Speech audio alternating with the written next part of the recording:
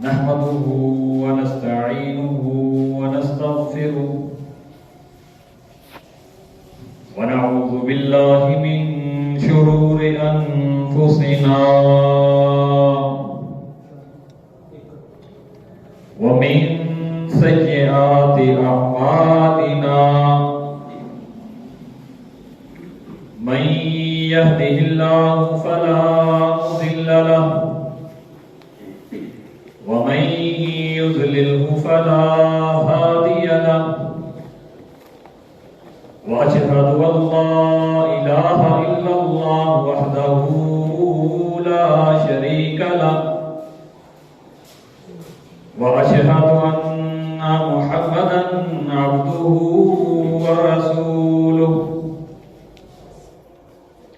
يا أيها الذين آمنوا اتقوا الله حق تقاته ولا تموتن إلا وأنتم مسلمون يا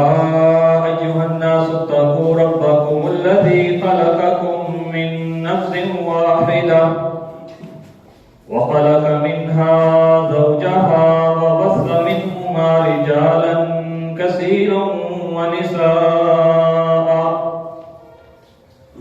واتقوا الله الذي تساءلون به والأرحام إن الله كان عليكم رقيبا يا أيها الذين آمنوا اتقوا الله وقولوا قولا سديدا يصلح لكم أعمالكم ويغفر لكم ذنوبكم ومن يطع الله ورسوله فقد فاز فوزا عظيما اللهم صل على محمد وعلى آل محمد كما صليت على إبراهيم وعلى آل إبراهيم إنك حميد مجيد اللهم بارك على محمد وعلى آل محمد كما باركت على إبراهيم وعلى آل إبراهيم إنك حميد مجيد قال الله تبارك وتعالى في محكم تنزيله أعوذ بالله السميع العليم من الشيطان الرجيم ورضوان من الله أكبر ذلك هو الفوز العظيم قال رسول الله صلى الله عليه وسلم من أحب لله وأبغض لله وأعطى لله ومنع لله فقد استكمل الإيمان رواه أبو داود أما بعد فإن خير الحديث كتاب الله بہترین بات اللہ کی بات ہے وخير الهدي هدي محمد صلى الله عليه وسلم بہترین طریقہ بہترین راستہ جناب محمد رسول اللہ صلی اللہ علیہ وآلہ وسلم کا ہے وشر الأمور محدثاتها وكل محدثة بدعة وكل بدعة ضلالة وكل ضلالة في النار دین میں ہر نیا کام بدعت ہے ہر بدعت گمراہی ہے ہر گمراہی جہنم میں لے جانے والی ہے ہر قسم کی تعریفات تمجیدات تحلیلات تکبیرات ایک اللہ وحدہ لا شریک کے واسطے جس کی ذات میں صفات میں ربوبیت میں الوہیت میں اس کا کوئی شریک نہیں لاکھوں کروڑوں لاتعداد انگنت بے شمار درود و سلام ہوں میرے اور آپ کے محبوب جناب محمد رسول اللہ صلی اللہ علیہ وآلہ وسلم کی ذات گرامی پر مختصر سی حمد و ثنا کے بعد محترم سامعین و سامعات، انسان کی زندگی کا مقصد اس کو بیان کرنے کی کوشش کروں گا۔ اللہ رب العالمین سے دعا ہے قرآن و حدیث کی روشنی میں صحیح معنوں میں بیان کرنے کی توفیق عطا فرمائے۔ محترم سامعین، اس بات پر ہم سب کا ایمان ہے کہ دنیا کے اندر نظر آنے والی ہر چیز، ساری مخلوقات، آسمان، زمین، سورج، چاند، ستارے، سمندروں کا نظام، جنگلات کا نظام، ساری کی ساری مخلوقات، الغرض نظر آنے والی ہر چیز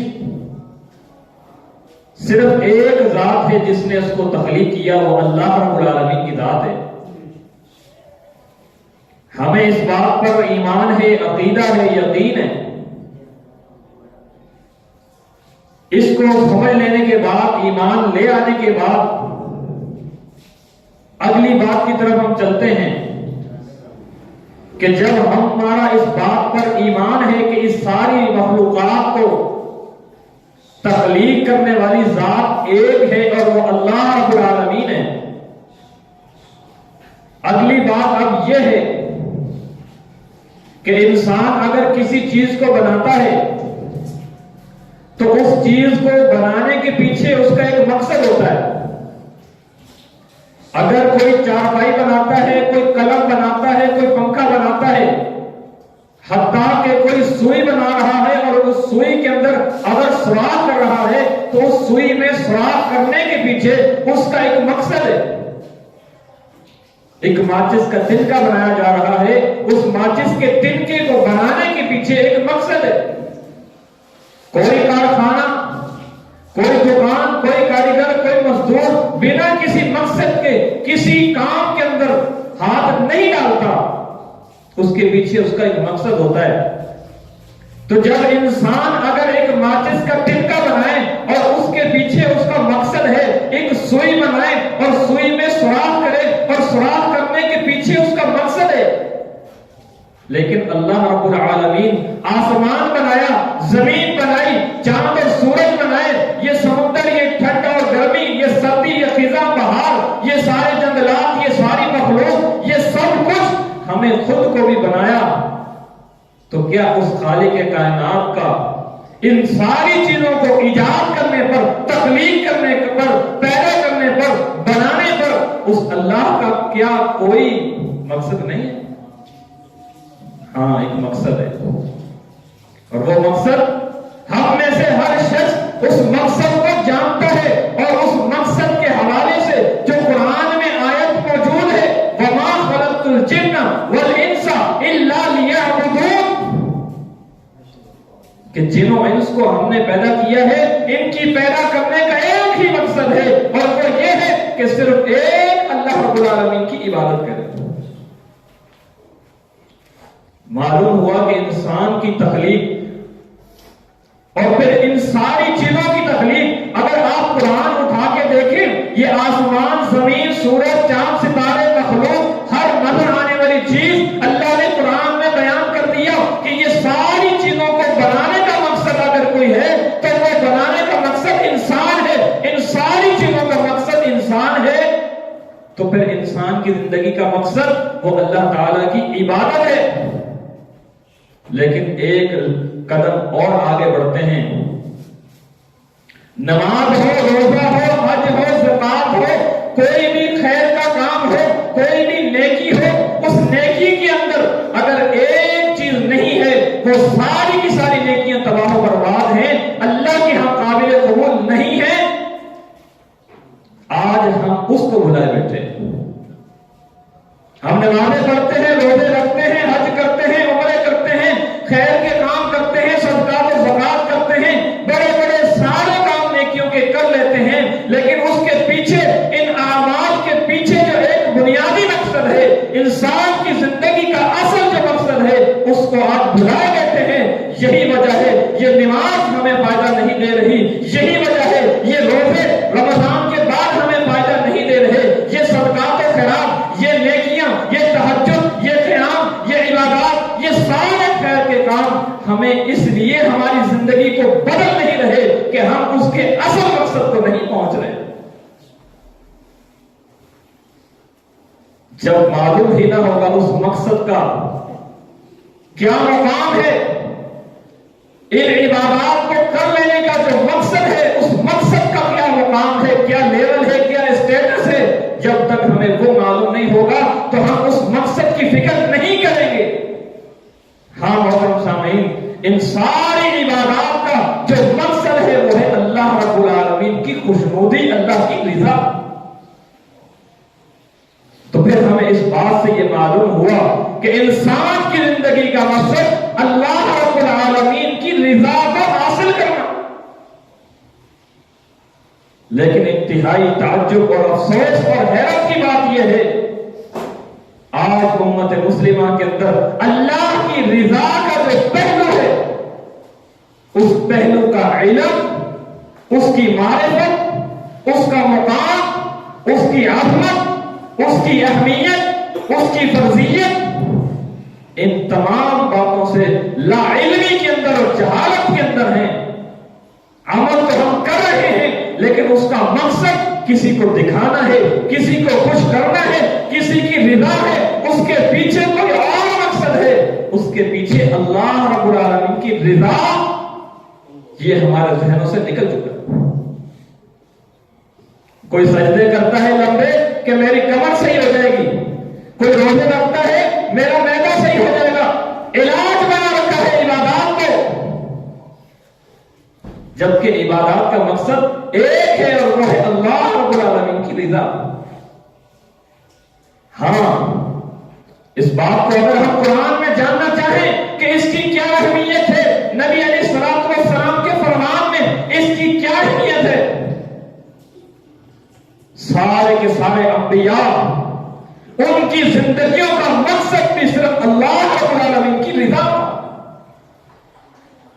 ایک واقعہ آپ کے سامنے رکھنا چاہوں گا, قرآن مجید کے اندر موجود ہے. موسیٰ علیہ السلام کو اللہ رب العالمین نے جب پہاڑ پر بلایا, اپنی قوم کے ساتھ جا رہے ہیں, قوم پیچھے پیچھے ہے, موسیٰ علیہ السلام ان کے ساتھ ہیں,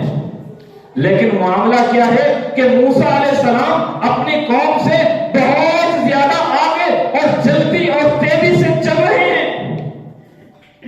اتنی تیز رفتار اور اتنا آگے چلنا اللہ کے علم میں موجود ہے کہ یہ کیوں ہے, لیکن اللہ رب العالمین نے ایک سوال کیا اور اس سوال کو قرآن نے بیان کیا تاکہ یہ ہمارے لیے تعلیم بن جائے کہ انبیاء کی زندگیوں کا جو مشن تھا, جو مقصد تھا, وہ کیا تھا. موسیٰ علیہ السلام جب تیزی سے اپنی قوم سے بہت آگے اور تیز تیز چل رہے ہیں تو اللہ رب العالمین ایک سوال کرتے ہیں, وَمَا أَعْجَلَكَ عَنْ قَوْمِكَ يَا مُوسَىٰ, اے موسیٰ تجھے کس بات نے جلدی میں ڈال دیا ہے کہ تو تیز رفتار میں اپنی قوم سے بہت آگے آ چکا ہے, کیا معاملہ ہے. موسیٰ علیہ السلام جواب دیتے ہیں اور اس جواب کو بھی اللہ نے قرآن مجید میں بیان فرما دیا. قَالَ هُمْ عُلَاءِ عَلَىٰ عَصَرِي, اے اللہ میری قوم میرے پیچھے میرے نقش قدم پر آ رہی ہے. وَعَجِلْتُ إِلَيْكَ رَبِّي لِتَرْضَىٰ, اللہ جو میں یہ جلدی تیزی سے چل رہا ہوں, جو میں آگے آگے ہوں, میری قوم سے بہت آگے ہوں, اس کے پیچھے ایک مقصد ہے اللہ, وہ یہ ہے وَعَجِلْتُ إِلَيْكَ رَبِّي لِتَرْضَىٰ, اللہ تم مجھ سے راضی ہو جائے. اللہ کی رضا ان کی زندگیوں کا مقصد, ان کی فکر اور سوچ عام اعمال کے اندر تو تھی ہی تھی, لیکن اللہ کی طرف جاتے ہوئے, پہاڑ پر قوم کے ساتھ جاتے ہوئے, اس کے اندر بھی اگر تلاش کر رہے ہیں, سفر کے اندر بھی اگر تلاش کر رہے ہیں, لِتَرْضَىٰ, وہ موسیٰ جس سے اللہ کلام کرتا ہے، اس موسیٰ علیہ السلام کا جو مقام اور مرتبہ، لیکن ان کے باوجود وہ حاصل کر رہے ہیں اللہ رب العالمین کی رضا۔ یہی نہیں، امام الانبیاء محمد رسول اللہ صلی اللہ علیہ وآلہ وسلم، آپ علیہ السلام کی زندگی کا بھی جو مقصد تھا وہ یہی تھا، سوچ اور فکر جو تھی وہ یہی تھی کہ اللہ رب العالمین کی رضا وہ حاصل ہو جائے۔ کیوں؟ اللہ نے قرآن میں بیان فرمایا وَرِضْوَانٌ مِّنَ اللَّهِ أَكْبَرُ ذَلِكَ هُوَ الْفَوْزُ الْعَظِيمُ۔ اللہ رب العالمین کی ذرہ برابر نون کے اوپر تنوین ہے۔ صاحب علم جانتے ہیں کہ اس کا معنی کیا بنتا ہے کہ اللہ رب العالمین کی ذرہ برابر رضا اکبر۔ اگر کوئی معنی کرتا ہے اللہ اکبر، اللہ بڑا ہے، یہ اس کا معنی غلط۔ اللہ اکبر، اللہ سب سے بڑا ہے۔ تو جب اللہ سب سے بڑا ہے وَرِضْوَانٌ مِّنَ اللَّهِ أَكْبَرُ، اللہ کی ذرہ سی رضا سب سے بڑی ہے۔ سب سے بڑی بات اللہ کی ذرہ سی رضا حاصل ہو جائے، دنیا راضی ہو جائے، دنیا خوش ہو جائے، رشتہ دار راضی ہو جائیں، دوست احباب راضی ہو جائیں، دیگر تاجر لوگ راضی ہو جائیں، یہ کوئی اہمیت نہیں رکھتا۔ اللہ راضی ہو جائے یہ سب سے بڑی اہمیت ہے، کہ جس کو اللہ رب العالمین نے خود بیان فرمایا وَرِضْوَانٌ مِّنَ اللَّهِ أَكْبَرُ ذَلِكَ هُوَ الْفَوْزُ الْعَظِيمُ، کہ جس کو اللہ کی ذرہ برابر بھی رضا مل جائے، سب سے بڑی کامیابی بھی یہی ہے۔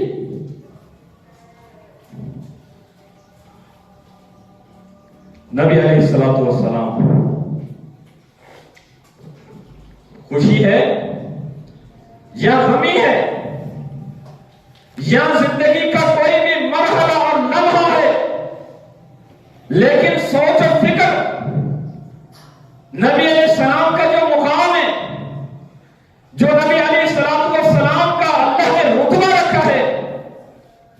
تمام رتبے اور مقام کے باوجود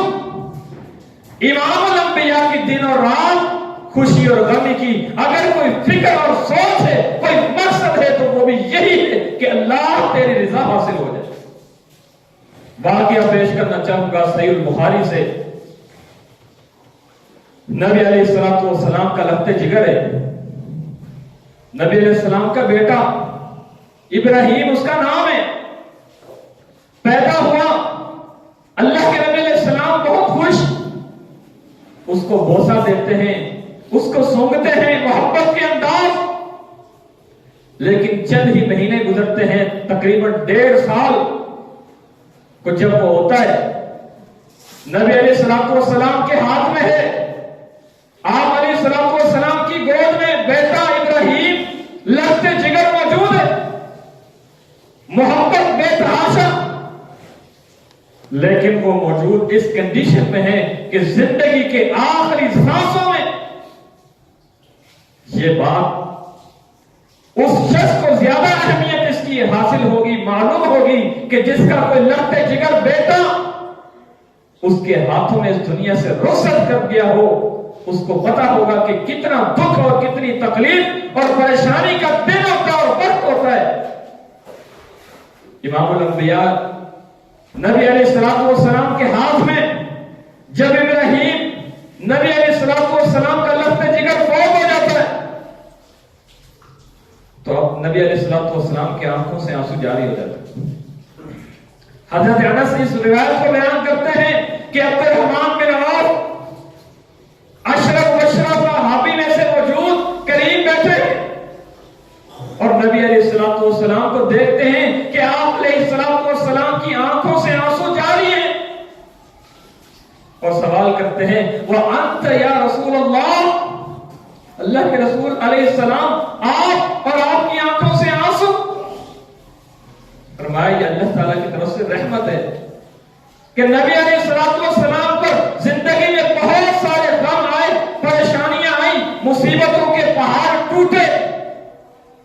لیکن وہ انت یا رسول اللہ، اللہ کے رسول آج میں آپ کو دیکھ رہا ہوں، آپ کے آنکھوں سے آنسو جاری ہے۔ کہا ہاں یہ اللہ کی طرف سے رحمت ہے۔ پھر اللہ کے نبی علیہ السلام کی آنکھوں سے آنسو پھر جاری ہوئے۔ پھر عبد الرحمن بن عوف پھر سوال کرتے ہیں وہ انت یا رسول اللہ، اے اللہ کے رسول علیہ السلام آپ کی آنکھوں سے آنسو؟ پھر نبی علیہ السلام جواب دیتے ہیں جو انبیاء کی زندگیوں کے مقصد، جو ہماری زندگی کا مقصد ہے، وہ نبی علیہ السلام جواب دیتے ہیں ان العین تدمع والقلب يحزن فلا نقول الا ما يرضى ربنا۔ ہاں عبد الرحمن بن عوف آنکھوں سے تو آنسو جاری ہیں،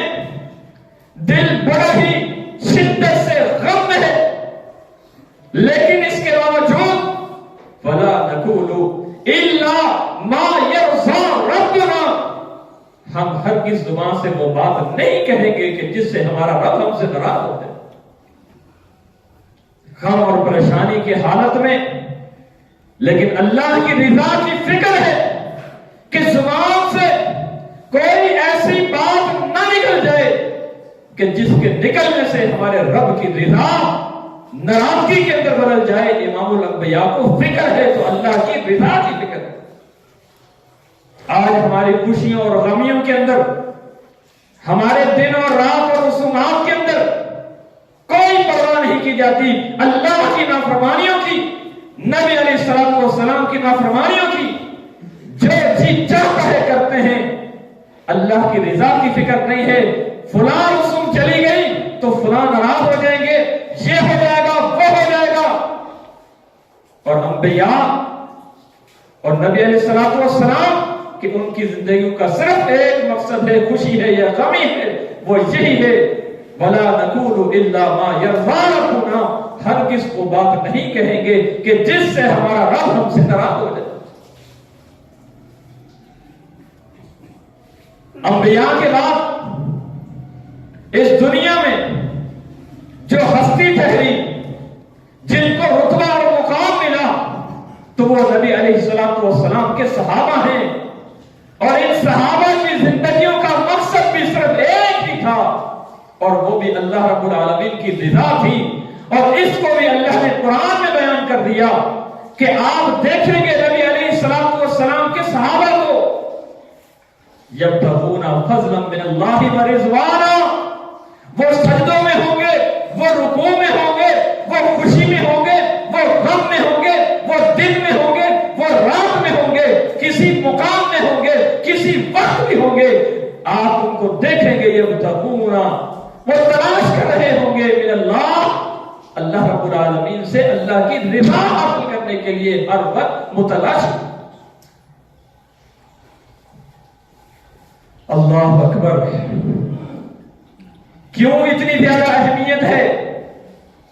کہ انبیاء ان کی زندگیوں کا مقصد اللہ کی رضا، صحابہ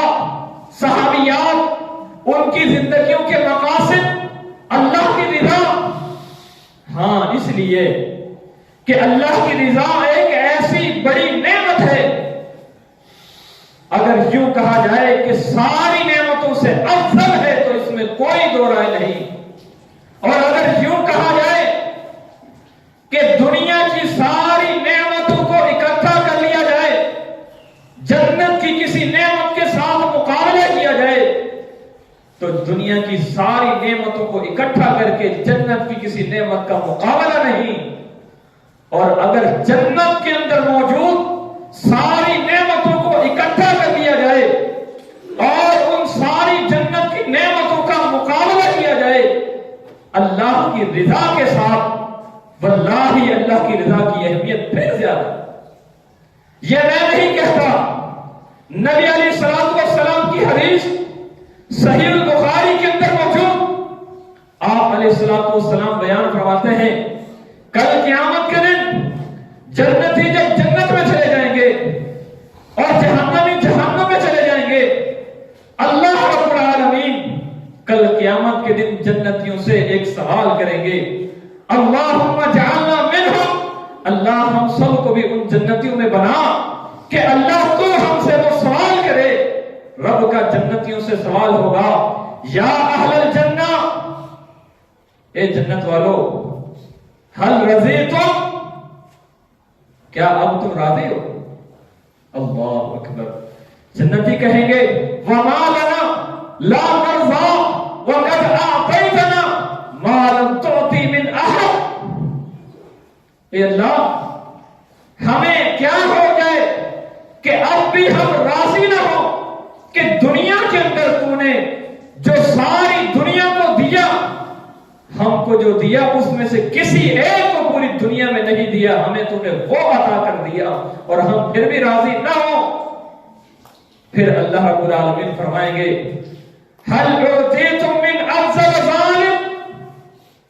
اے جنتیوں، کیا میں اس جنت کی ساری نعمتوں سے افضل نعمت تمہیں نہ عطا کروں؟ جنتی کہیں گے اللہ، اس جنت کی ساری نعمتوں سے بھی افضل کوئی نعمت ہے؟ اللہ فرمائیں گے ہاں، وہ ایک نعمت ہے. اور وہ نعمت کیا ہے؟ احل علیکم رضوانی فلا اسقط علیکم بعدہ ابدا. جنتیوں، یہ ساری جنتوں کی نعمتوں سے افضل جو نعمت ہے وہ یہ ہے احل علیکم رضوانی، آج کے دن میں تمہارے اوپر اپنی رضامندی کو لکھ دیتا ہوں. فلا اسقط علیکم بعدہ ابدا، آج کے بعد جنتیوں تم سے میں کبھی ناراض ہوں گے نہیں.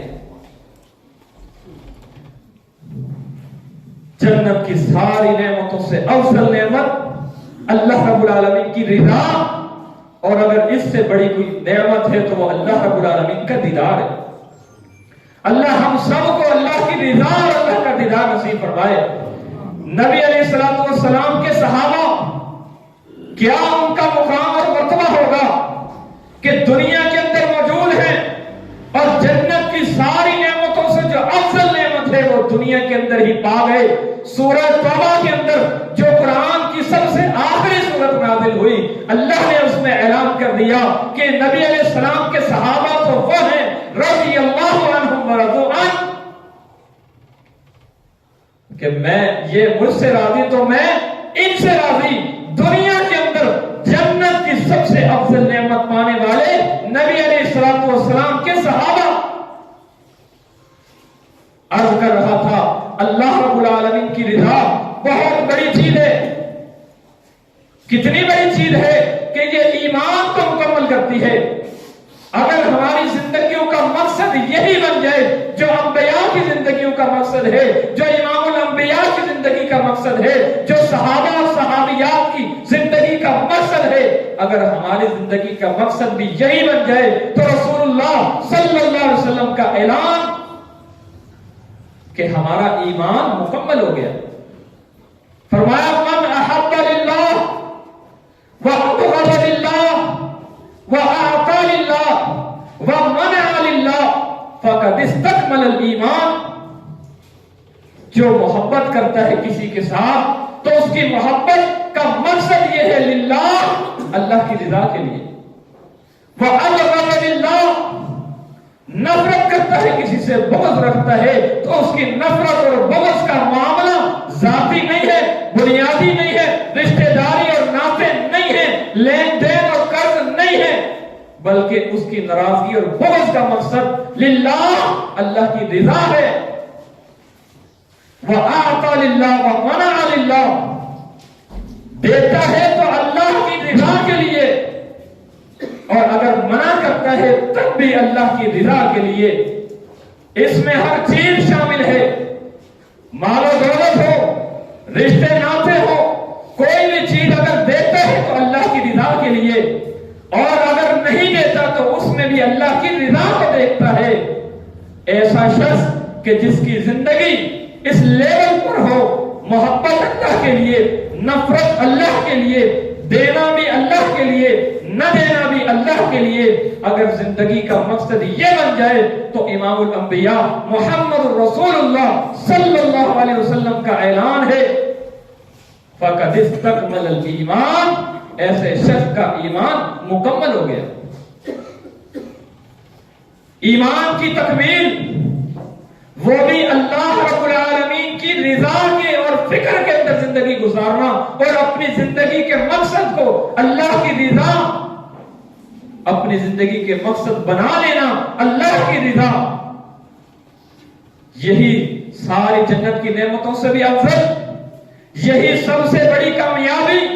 یہی انبیاء کا مشن، یہی صحابہ صحابیات کا مشن، اور یہی کامیابی اور یہی ایمان کی تکمیل۔ اور آگے چلتے ہیں، ابو داؤد کے اندر صحیح سند سے حدیث موجود ہے، نبی علیہ الصلوۃ والسلام بیان فرماتے ہیں اگر کوئی شخص اللہ پر راضی ہے تو اس کی بھی اہمیت ہے، اگر کسی شخص پر اللہ راضی ہے تو اس کی بھی اہمیت ہے، اور اگر کوئی عمل ایسا کر رہا ہے کہ جو اللہ کی رضا کے لیے ہے اس عمل کی بھی اہمیت ہے۔ نبی علیہ الصلوۃ والسلام بیان فرماتے ہیں کہ کوئی شخص ہے، اس شخص کا معاملہ یہ ہے کہ اگر وہ گفتگو کرتا ہے تو گفتگو کے اندر اس کی ایک ہی بات ہے اور وہ اللہ کی رضا ہے۔ 3 الفاظ بیان کیے، جو کہتا ہے رضیت باللہ ربا وبالاسلام دینا وبمحمد صلی اللہ علیہ وسلم رسولا وجبت لہ الجنہ۔ ابو داؤد کی صحیح سند کے ساتھ حدیث موجود ہے کہ جس کی زبان کے اوپر یہ الفاظ جاری ہو جائیں کہ میں اللہ کے رب ہونے پر راضی ہوں، رسول اللہ صلی اللہ علیہ وسلم کے رسول ہونے پر راضی ہوں، اسلام کے دین ہونے پر راضی ہوں، وجبت لہ الجنہ، ایسے شخص کے لیے جنت واجب ہے۔ ہاں، ہمیں معلوم ہو گیا کہ اس اللہ کی رضا کا کیا مقام ہے، کیا اسٹیٹس ہے، کتنی عظمت ہے، کتنی اہمیت ہے، لیکن ہم ایک بنیادی بات کے اوپر توجہ نہیں دیتے جس کی وجہ سے اللہ کی ناراضگی ثابت ہو جاتی ہے اور اللہ کی رضا وہ چلی جاتی ہے، ختم ہو جاتی ہے۔ آج اس کے اوپر ہم توجہ نہیں دیتے۔ میں چاہوں گا کہ نبی علیہ الصلوۃ والسلام کی یہ حدیث بیان کروں تاکہ ہم اس کو سمجھیں، جانیں اور اس کے مطابق اپنی زندگی کو بسر کریں تاکہ اللہ کی رضا حاصل کریں اور اللہ کی ناراضگی سے بچ جائیں۔ آپ علیہ الصلوۃ والسلام کی صحیح بخاری کے اندر حدیث موجود، آپ علیہ الصلوۃ والسلام فرماتے ہیں کہ جو شخص اللہ کی رضا کے لیے کوئی بات کہتا ہے، ان العبد لا يتكلم بكلمة من رضوان الله لا يلقي لها بالا، کوئی شخص زبان سے ایسی بات کہتا ہے کہ اس بات کی اہمیت اور مقام اور مرتبہ اسے معلوم نہیں ہے کہ اللہ کے ہاں اس کی کتنی اہمیت ہے، وہ بات اس نے اللہ کی رضا کے لیے کہی ہے، اللہ کی رضا کے لیے کہی ہوئی یہ ایک بات جس کا اسے اندازہ نہیں ہے، فرمایا یا اللہ تعالیٰ اس کے ذریعے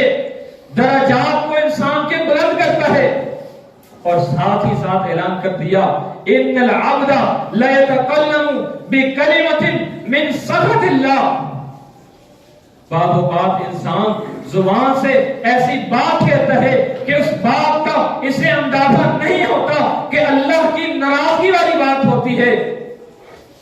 اس اللہ کی ناراضگی والی بات کی وجہ سے جو اس نے زبان سے نکالی ہوئی ہے، اس بات کی وجہ سے یہوی بہا فی جہنم،